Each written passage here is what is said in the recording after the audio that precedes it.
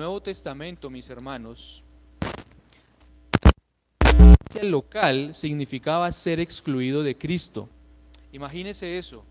Si estudiamos el Nuevo Testamento, cuando una persona es excluida de la iglesia local, lo que se está señalando es que una persona está excluida de Cristo, que no tiene parte con Él. Así que de este calibre es el tema que vamos a concluir hoy. Por eso he venido hablando sobre la regla de oro, sobre cómo estamos llamados a amarnos los unos a los otros, a buscar activamente el bien de los unos por los otros, a relacionarnos con la iglesia, a perdonarnos los unos a los otros. Así que vamos a orar y le vamos a pedir a Dios su guía y su ayuda para este sermón, para esta mañana. Oremos. Mi buen Señor y Padre, te ruego por favor que hoy una vez más nos hables con tu palabra,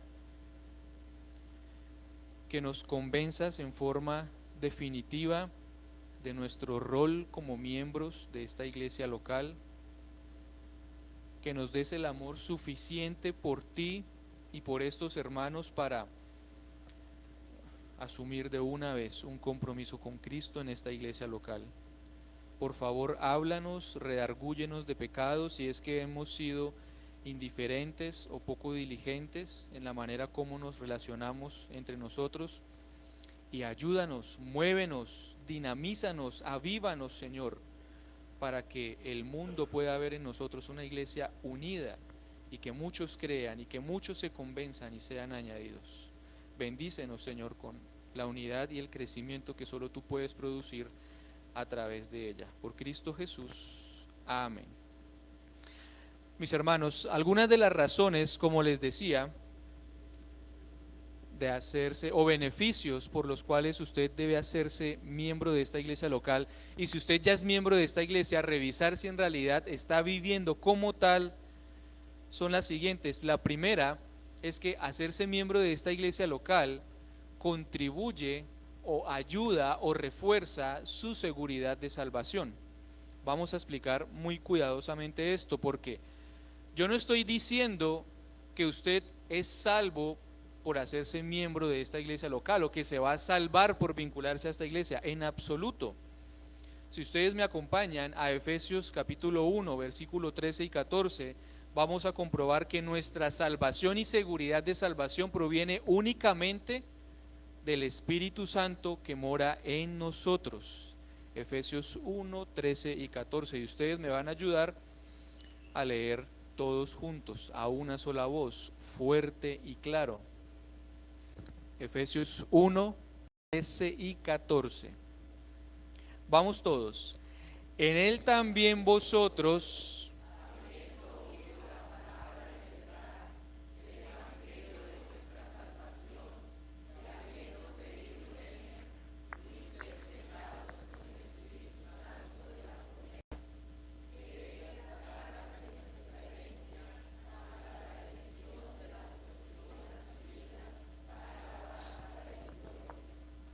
entonces les pregunto, ¿qué es lo que hace que un creyente efectivamente lo sea?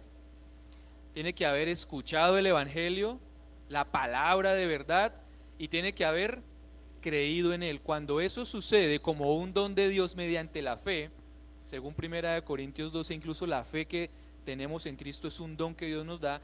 Lo que sucede es que recibimos el Espíritu Santo, que somos ungidos con el Espíritu Santo. En palabras de Efesios 1:13, somos sellados con el Espíritu Santo de la promesa. El sello del Espíritu en ustedes es, o son las arras, es la garantía de que ustedes tienen una herencia que van a redimir, que ustedes serán preservados por el Espíritu Santo hasta el fin de sus días, para que sus almas ni peligren ni se pierdan. Otra pregunta es, ¿cómo podemos estar seguros de que estamos viviendo conforme al Evangelio que hemos oído y que decimos creer? Pues para esto está la iglesia local. Parte de esta confirmación la recibimos mediante nuestra unión con la iglesia local. Lo primero que usted tiene que hacer es examinarse a usted mismo. Vayan a 2 Corintios, capítulo 3, al versículo 5.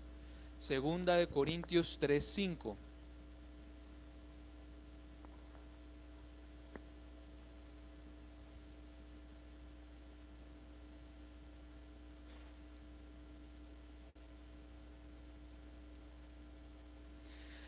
Entonces, ¿cómo saber si usted de verdad conoce a Cristo, cree en Él, lo ama y vive para Él? Según 2 Corintios 3:5, lo que usted tiene que hacer es examinarse, porque el texto dice: examinaos a vosotros mismos si estáis en la fe, probaos a vosotros mismos, o no os conocéis a vosotros mismos que Jesucristo está en vosotros, a menos que estéis reprobados. 2 Corintios, capítulo 3, versículo 5. No es, sabe que el equivocado soy yo, por eso necesito la iglesia. ¿Sí ven, hermanos? Bueno, lo primero que usted tiene que hacer es, como dice la escritura en Corintios, examínese a usted mismo, pruébese a usted mismo. Y parece que es un poco como de retórica o de ironía cuando Pablo pregunta: ¿o es que usted no se conoce a usted mismo? ¿O es que usted no sabe si en verdad está plenamente convencido de quién es Cristo y de lo que usted ha creído sobre Él? 13:5, me comí el 1. Vamos a 13:5, por favor.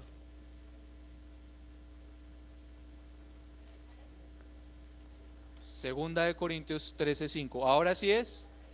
Muy bien, todos juntos, ahora sí. Examinaos a vosotros mismos.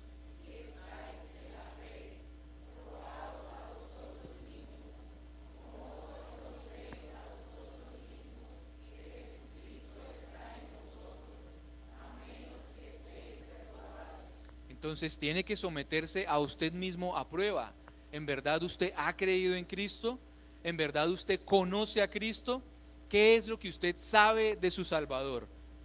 ¿Cuáles son los atributos de Dios que usted conoce por su estudio de la Biblia, pero que los ha experimentado cada día en su vida, como el amor, la providencia, la bondad, la fidelidad de Dios?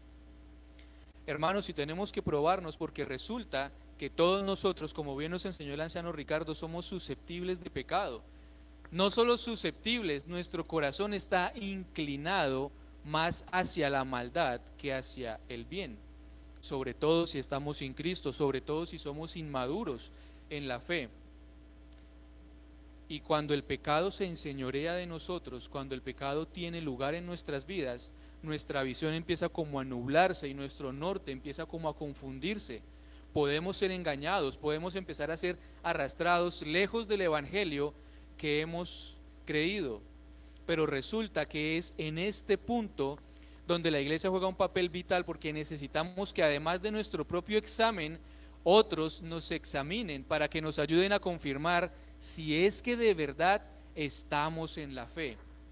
Hermanos, yo les dije ahora, usted no es salvo por hacerse miembro de esta iglesia, sino que esta iglesia lo examina, lo ve, escucha su profesión de fe, escucha qué es lo que usted dice que sabe y cree de Cristo, y por su testimonio y por el compartir y la convivencia juntos, pueden decirle: en verdad, hermano, usted es un creyente, no solo conoce a Cristo, sino que vive para Él, quiere obedecerlo, lucha contra el pecado, se esfuerza en la gracia que Dios le da para caminar con Cristo. Porque resulta que a la iglesia, como ustedes bien lo saben, le ha sido dado el ministerio de administrar las llaves del reino de los cielos. Y eso no me lo estoy inventando yo, lo pueden ver en Mateo, por favor, capítulo 16, versículo 19. Vamos a ver si esta sí me quedó bien. Mateo 16, versículo 19.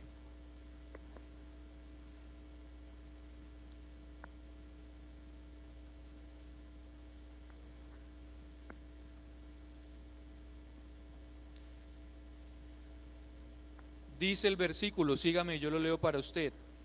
Mateo 16, 19. A ti te daré las llaves del reino de los cielos, y todo lo que atares en la tierra será atado en los cielos, y todo lo que desatares en la tierra será desatado en los cielos. Si usted salta al capítulo 18, un poquito más adelante, Mateo 18 y también al versículo 18. Esto sí, por favor, vamos a leerlo juntos. Mateo 18, 18. De cierto os digo,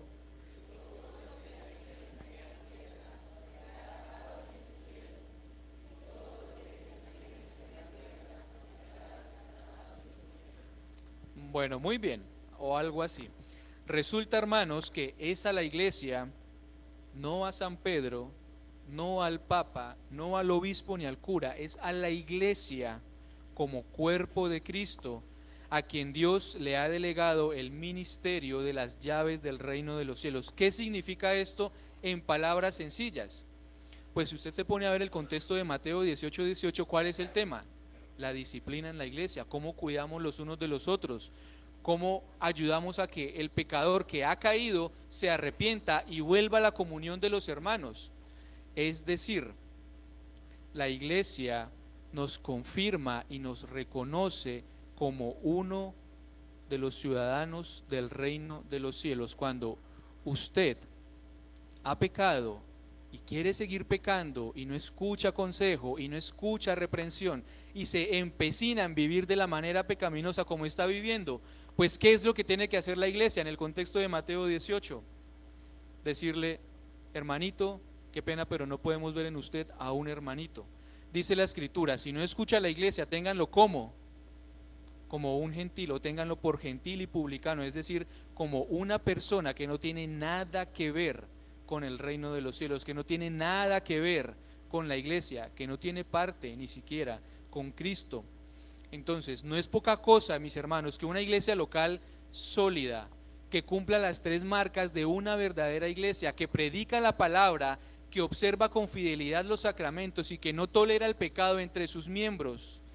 No es poca cosa que nosotros lo examinemos y veamos que su profesión de fe es creíble, no solo por lo que usted cree y por lo que usted conoce, sino por la manera como usted vive para Cristo, por la manera como lo vemos luchar, por la manera como lo vemos perseverar. La pregunta por la que vamos a iniciar a irnos esta mañana es, ¿usted está comprometido o quiere comprometerse y está decidido a eso? ¿En la iglesia en la que Dios lo ha puesto? ¿En la iglesia donde Dios lo tiene sentadito esta mañana? Otra pregunta es, ¿qué está dispuesto a hacer desde ahora para asumir un compromiso real con Cristo y esta iglesia? Por ejemplo, hace unos 3 o 4 domingos hablamos de la regla de oro, ¿lo recuerdan? Concluimos que es un mandamiento que nos mueve, nos impulsa a buscar el bien de las demás personas. No solo nos deja en la inacción de no hacer el mal a otros, sino que nos dice, hagan el bien a los demás de la manera como ustedes quieren que ellos hagan el bien para ustedes. Ese día les dije, los desafío a que desde hoy usted se ponga manos a la obra y busque el bienestar y el crecimiento de esta iglesia. Y si yo les pregunto, ¿qué ha cambiado en ustedes en relación a su compromiso y participación en la iglesia desde hace un mes hasta hoy? ¿Cuál sería la respuesta? ¿Usted ya es parte de ese cambio que tanto anhelamos nosotros aquí en la iglesia local? ¿Usted es parte de esos que se ponen manos a la obra y se echan la iglesia al hombro y comienzan a trabajar por el crecimiento de los demás? El tema sigue siendo vigente. Cuando estaba preparando el sermón me acordaba del cuentico que cada rato nos echa el pastor Leo sobre el pastor Gracia, ¿lo recuerdan? Él cuenta que había un pastor que cada 8 días sobre qué predicaba, sobre la gracia, la gracia, la gracia, la gracia, y siempre el tema de sus sermones era la gracia y la gracia, hasta que un día un hermanito abrió su corazón y tuvo la franqueza de ir a decirle, pastor, ¿usted no tiene más tema? ¿No puede enseñarnos de otra cosa? ¿Y qué le dijo él? Hermano, hasta que el último de los miembros de esta iglesia entienda qué es la gracia y se convenza de vivir en ella, no voy a cambiar de tema. Yo estaba pensando, hasta que el último de los miembros y asistentes de esta iglesia se convenza de la necesidad de relacionarnos y comprometernos con la iglesia y los vea todos comprometidos y caminando en eso, no voy a cambiar de tema. Pero les dije que este sermón es una conclusión, así que muy bien, mis hermanos. La segunda razón, el segundo beneficio que Cristo nos ofrece en el seno de su iglesia es que no solo tenemos mayor seguridad de nuestra fe y firmeza y convicción, sino que podemos estar aquí para trabajar por el bienestar de los demás. Yo les decía que nuestro corazón está inclinado hacia nosotros mismos. Somos seres individualistas, hermanos, y este mundo está construido para que vivamos de esa manera. Consideramos los motivos, cuando hablamos de pertenecer a una iglesia, consideramos los motivos si sí o si no en relación con nosotros. ¿Será que me conviene? ¿Será que me gusta? ¿Será que me resulta satisfactorio? ¿Será que me resulta atractivo? Pero pasamos por alto cómo nuestro vínculo con la iglesia se relaciona con las demás personas. Hermanos, miren, simplemente hay dos lados en la membresía de la iglesia. En un lado, o en un sentido, nuestro compromiso, mi compromiso, su compromiso con la iglesia y el compromiso de los otros con usted. Pero resulta que nosotros somos exigentes en cuanto al compromiso de los otros conmigo, pero no evaluamos de la misma manera nuestro compromiso hacia los demás. Decimos que amamos al Señor, decimos que amamos a los hermanos, pero resulta que el amor no solo se manifiesta en afecto, en emociones, en salamerías, sino en acciones, en compromiso, en lealtad para con los hermanos. El amor no dice, amo a estas personas, pero no necesito comprometerme con ellas. Si amamos a la iglesia, lo que eso significa, y si amamos a Cristo, lo que eso significa, es que amamos a los hermanos y estamos dispuestos a comprometernos con ellos.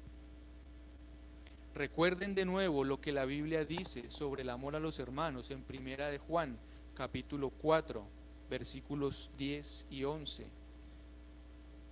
Primera de Juan, capítulo 4, versículos 10 y 11.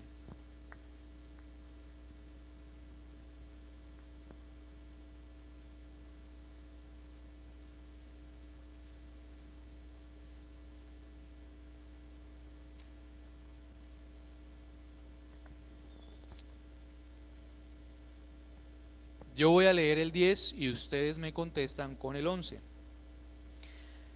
En esto consiste el amor de Dios, no en que nosotros hayamos amado a Dios, sino en que Él nos amó a nosotros y envió a su Hijo en propiciación por nuestros pecados.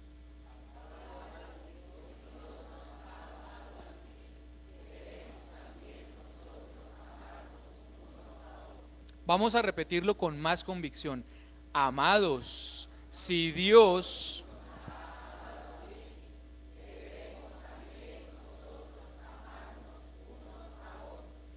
Hermano, note cómo en esos dos versículos la Biblia habla del amor de Dios por nosotros en el versículo 10, que envió a su Hijo en propiciación por nuestros pecados, para cubrir nuestros pecados, para perdonar nuestros pecados, para ganarnos el favor de Dios y reconciliarnos con Él. Y acto seguido lo relaciona inmediatamente ¿con qué? Con el amor a los hermanos. Son dos temas que van unidos. No podemos pensar que podemos amar a Dios y no amar a los hermanos. Usted no puede seguir pensando que puede relacionarse a solas con Dios sin relacionarse con los hijos de Dios. Usted no puede seguir pensando que está unido a Cristo, pero está separado del cuerpo de Cristo. Ponga mucho cuidado al condicional en el versículo 11.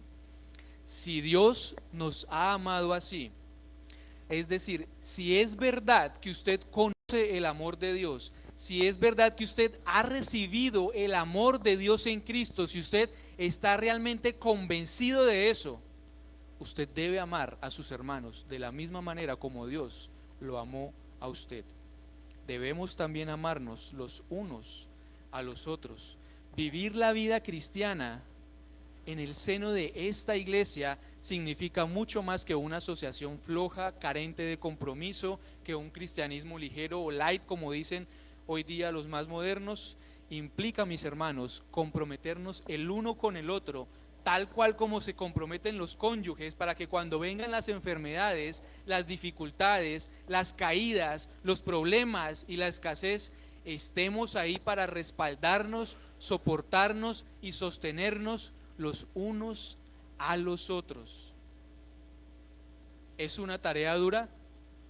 Hermanos, es la tarea de nuestras vidas, a la que Dios nos está llamando. Pero siempre les digo, Dios nunca va a requerir nada de ustedes que Él mismo no esté dispuesto a garantizarles y a darles. Si Él nos está llamando a trabajar por su iglesia, es porque Él nos dará la gracia, el amor, el compromiso y todo lo necesario para hacerlo. La cuestión es si le creemos a Él y si queremos obedecerle o no. La elección depende de usted, pero yo solo le digo lo que dice en Primera de Juan capítulo 4, pero el versículo 21. Y nosotros tenemos este mandamiento de Él. ¿Cuál es el mandamiento? El que ama a Dios, ame también a su hermano. Esa frase todos juntos. El que ama a Dios, ame también a su hermano. Son verdades tan simples que repetimos tanto, mis hermanos, pero ay, cómo nos cuesta vivirlas y ponerlas en práctica. Resulta que otro de los beneficios, y ustedes se estarán dando cuenta que yo no hago más que hablar de beneficios y beneficios y beneficios y gracia de Dios para ustedes en el seno de la iglesia,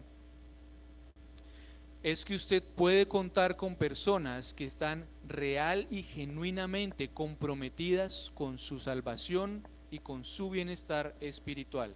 Primera de Pedro capítulo 5, esta vez. Primera de Pedro capítulo 5, versículo 2.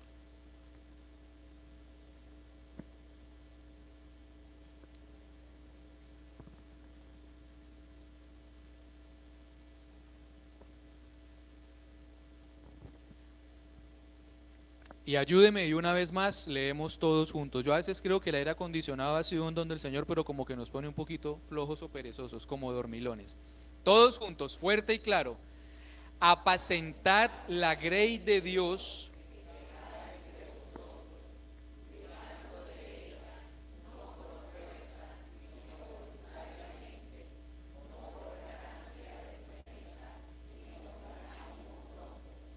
Entonces, en el contexto del apóstol Pedro está diciendo: yo, Pedro, a los ancianos de la iglesia, anciano también con ellos, este es el mandamiento que les doy: apacienten la grey de Dios que está entre ustedes, cuiden de ella sin motivaciones equivocadas y sin imposiciones equivocadas. Unirse a la iglesia significa que usted se va a identificar como un miembro del rebaño de Cristo, y nosotros, los ancianos, asumimos un compromiso de cuidar y velar por el bienestar de su alma. Pero eso solo es posible, hermano, si usted quiere comprometerse con Cristo y con su iglesia, si usted se identifica con este rebaño y está dispuesto a dejarse guiar y a dejarse cuidar y a dejarse nutrir y alimentar por el Señor a través de los ancianos. Si usted no quiere ser miembro, si usted tal vez sigue resistiendo y no se convence de asumir un compromiso con nosotros, ¿cómo espera que podamos cuidarlo? ¿Cómo espera que podamos nutrirlo? ¿Cómo espera que podamos estar atentos y vigilantes sobre los peligros que corre su alma? Nos es imposible cumplir esa tarea. Parte del mandato también se encuentra en Hechos 20:28. Ustedes lo conocen, pero pueden ir buscándolo. Hechos 20:28. Yo voy a leer para ustedes y dice: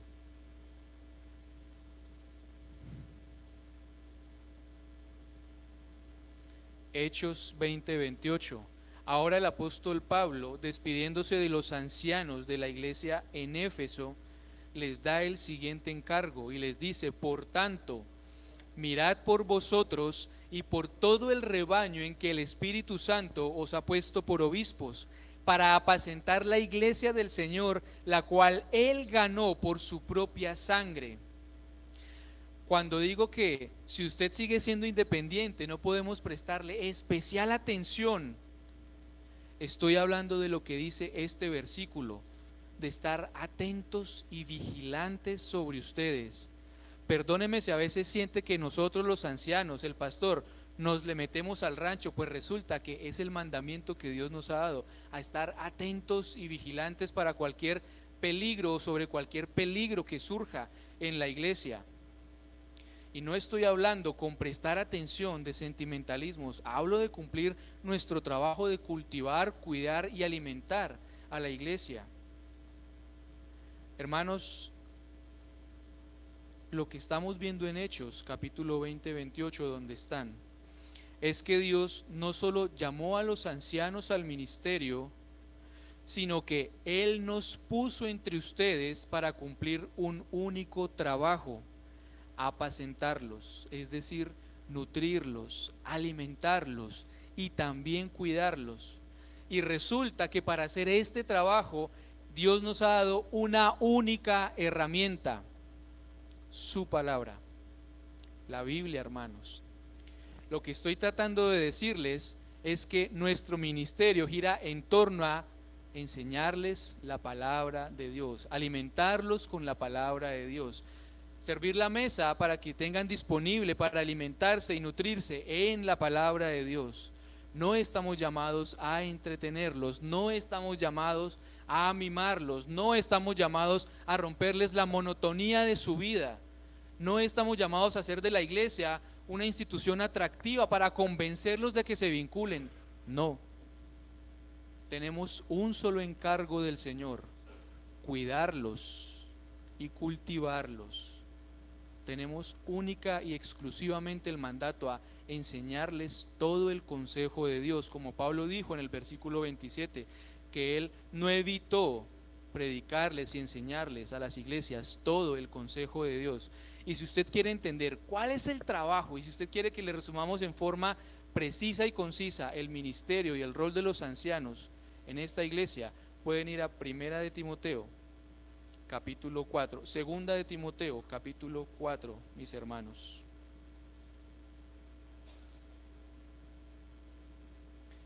Segunda de Timoteo, capítulo 4, versículo 1 y el versículo 2 también. Segunda de Timoteo 4, yo voy a leer el versículo 1 y ustedes me ayudan a una sola voz a leer el versículo 2. Te encarezco delante de Dios y del Señor Jesucristo, que juzgará a los vivos y a los muertos en su manifestación y en su reino. Ustedes,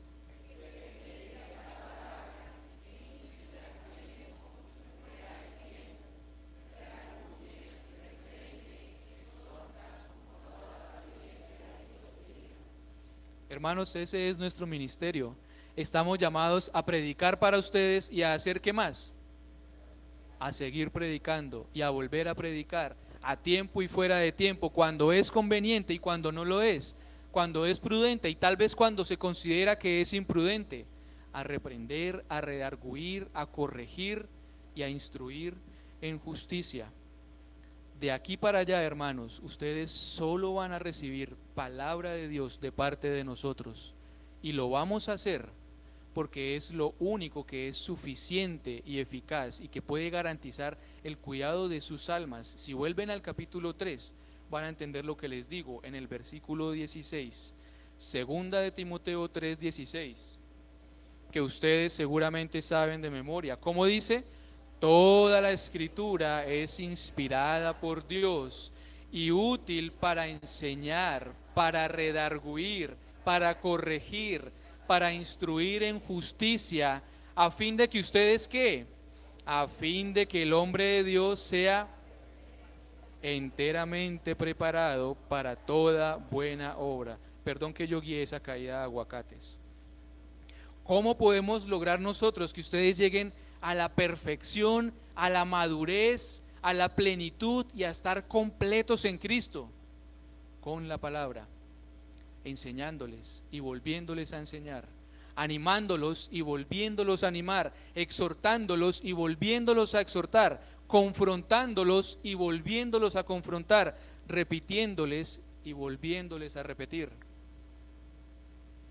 Y ciertamente vamos a darles la Biblia, vamos a enseñarles la Biblia, vamos a servirles la mesa una y otra vez, pero no por imposición ni buscando ningún motivo o resultado ilegítimo.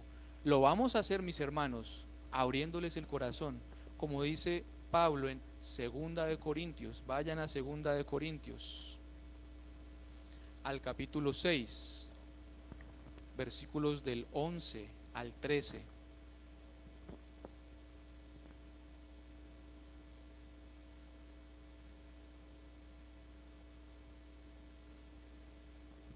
Segunda de Corintios 6, del 11 al 13. Y yo voy a leer y ustedes me siguen atentamente. Segunda de Corintios 6, del 11 al 13. Inicia con nuestra boca. ¿Estamos bien? Bueno, muy bien. Nuestra boca se ha abierto a vosotros, oh Corintios. Permítame cambiarlo por Betania. Nuestra boca se ha abierto a vosotros, oh Betania. Nuestro corazón se ha ensanchado, se ha abierto. No estáis estrechos en nosotros, pero sí sois estrechos en vuestro propio corazón. Pues para corresponder del mismo modo como a hijos hablo, ensanchaos vosotros también. Qué pasaje tan complicado, ¿verdad? No levante sus ojos de esos 3 versículos y sígame mientras yo voy leyendo el mismo pasaje en la Nueva Biblia de las Américas. Dice: nuestra boca, oh Corintios, oh Betania, les ha hablado con toda franqueza. Nuestro corazón se ha abierto de par en par. Ustedes no están limitados por nosotros, sino que están limitados en sus sentimientos por nosotros. Ahora bien, en igual reciprocidad, y les hablo como a hijos, ustedes también abran de par en par su corazón. La traducción del lenguaje actual, que es más un comentario que una traducción, dice: amor con amor se paga. Los hemos amado y tienen que amarnos y corresponder de la misma manera. Amor con amor se paga. Les hemos hablado con franqueza, les hemos expuesto todo el consejo de Dios y estamos dispuestos para ustedes, para seguir predicándoles a tiempo y fuera de tiempo, con todo nuestro corazón abierto de par en par. ¿Y cuál es el llamado? Correspondan de la misma manera. Ábranos su corazón de par en par.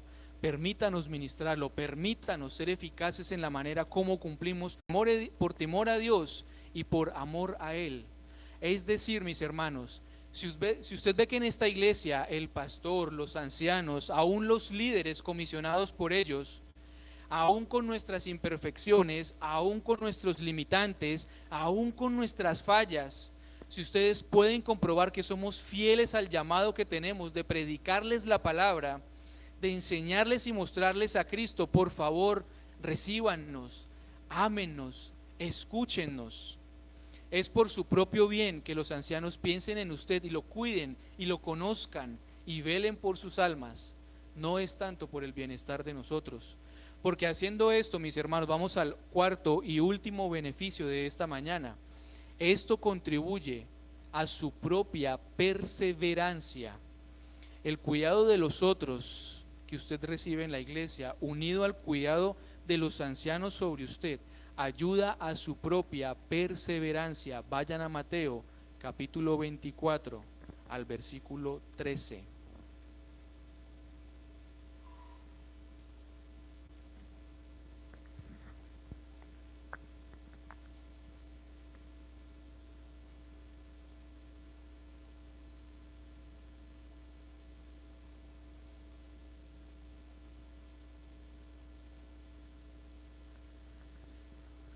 Y vamos a leer todo ese versículo tan largo todos juntos, fuerte y claro, a una sola voz. Mateo 24:13, todos juntos. Mas el que persevere hasta el fin. Hermanos, ese es el llamado que tenemos en la vida cristiana, perseverar hasta el fin. No es que si usted obra y vive y se comporta de tal manera hasta el final de sus días, usted va a lograr la salvación por sus méritos. No. Es que la perseverancia es la única señal que verdaderamente distingue a un creyente, porque la perseverancia es lo único que los que no son creyentes, pero que parecen o creen que lo son, no pueden imitar. Por eso hay muchos que vuelven atrás, por eso hay muchos que se distancian, para que conozcamos quiénes en verdad están y son de nosotros.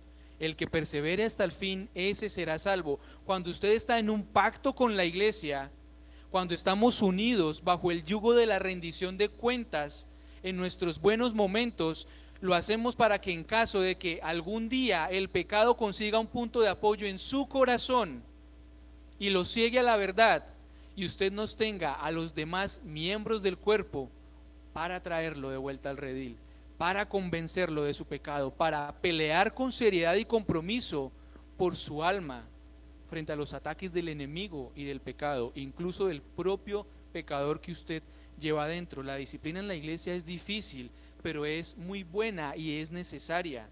El objetivo siempre va a ser que usted se arrepienta de sus culpas y que continúe caminando con Cristo, de ayudar a su perseverancia hasta el fin. Como dice Santiago 5, 19 y 20, y no lo busquen porque voy a ir concluyendo con esto. Hermanos, si alguno de entre ustedes se ha extraviado de la verdad y alguien le hace volver, sepa que el que haga volver al pecador del error de su camino salvará de muerte un alma y cubrirá multitud de pecados. Es decir, cuando usted peca, hermano, y otro lo ayuda para volver del error de su camino, multitud de pecados son cubiertos porque usted se arrepiente, recuerda el evangelio, se convence de que Cristo murió por usted, que todos sus pecados han sido perdonados, que no está bajo el yugo y la esclavitud al pecado, y usted deja de pecar. Nuestra afiliación, nuestro compromiso y membresía con la iglesia trae todos estos beneficios que Dios les da en Cristo. Siempre les hemos enseñado que la salvación en Cristo es un paquete, es un regalo gratuito. La iglesia es parte de ese regalo de Dios para sus vidas. Ustedes son responsables por la forma como se vinculan, cómo se reciben y cómo se ministran los unos a los otros. La eficacia de este sermón depende de la gracia de Dios en ustedes, pero también depende de lo que ustedes decidan. Simplemente concluyo diciéndoles lo que leímos en primera de Juan 4:21. Recuerdan que ama a Dios, que ame también a su hermano. Si usted dice que ama a Dios, por favor, convénzase, escuche la voz del Señor que le dice, ame también a su hermano, vincúlese con sus hermanos, comprométase con sus hermanos. Amén. Oremos. Padre Celestial, de nuevo, Señor, te suplico que nos ayudes a amar la esposa de Cristo. Te suplico que nos ayudes a amarnos los unos a los otros, si es que en verdad hemos recibido tu amor y el perdón de pecados que nos diste al enviar a Cristo como propiciación por estos. Por favor, convéncenos de tu cuidado fiel, providente y amoroso a través de la iglesia. Convéncenos del cuidado que recibimos a través de los hermanos y también a través del ministerio de los ancianos que nos enseñan una y constantemente la palabra tuya. Por favor, permite que mis hermanos abran sus corazones a tu voz, a tu palabra, o mejor, abre tú nuestros corazones para que recibamos tu palabra con seriedad, pero sobre todo para que la pongamos en práctica, para que trabajemos por la unidad y el crecimiento de esta iglesia, para que no sigamos viendo cada vez más sillas vacías, sino que por la unidad de los pocos que quedamos, el mundo crea y se convenza y tú añadas a tu iglesia a los que han de ser salvos. Señor, si tú no edificas esta casa, en vano trabajamos los obreros. Si tú no edificas esta iglesia, en vano nos esforzamos. Es tuya, Señor, tú la compraste con tu sangre preciosa en la cruz. Oramos, Señor, en el nombre de Cristo Jesús. Amén.